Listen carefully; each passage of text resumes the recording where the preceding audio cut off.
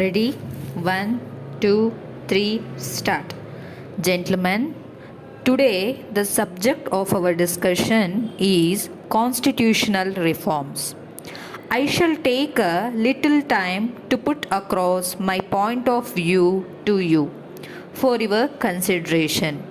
It is a vast subject and many things have been said with regard to this by numerous people. But I am very glad to see that in India, in response to the call of our leader and Prime Minister, a national debate is going on. We are discussing something which is definite, which is concrete, and which has been placed before the nation by our government through Parliament. It is one of the characteristics of our Prime Minister to be as democratic as possible in every sphere of the activity, indeed in every matter with which he deals. Therefore, a bill with specific and concrete proposals has merely been introduced, but no further discussion has taken place on it. The sole reason is obviously there cannot be any doubt that the government wants to have an extensive public debate on the issues involved.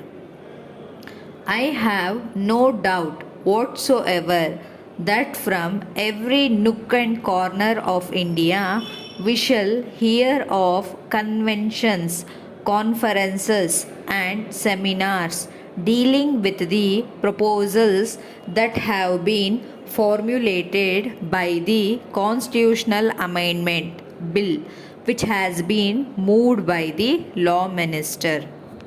Now, if I place before you the main things suggested in the amendment and try in my humble way to justify them, I would like to deal with some preliminary objections, if I may use that expression.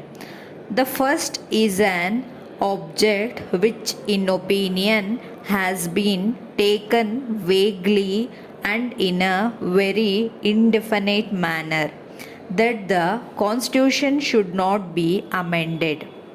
The second objection which has been taken is that the party which is in power today, namely the Indian National Congress, has not got the mandate to bring the amendments which it has brought today before Parliament.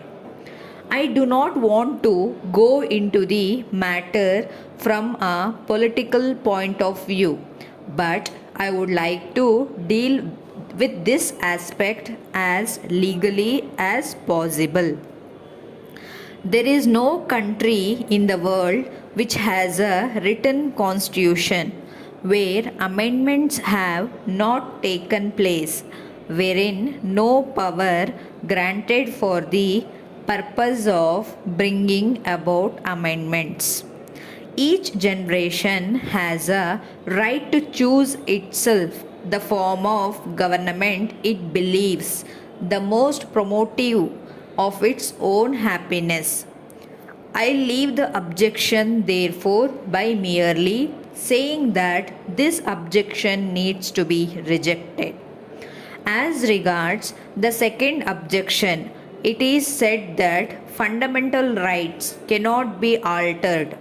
I am sure everybody will agree that rights can be classified broadly into two groups, namely natural and civil. Natural rights are inherent, which come from the elementary laws of nature, such as the right of life, the right of freedom, and the like. There are countries where there is no death penalty.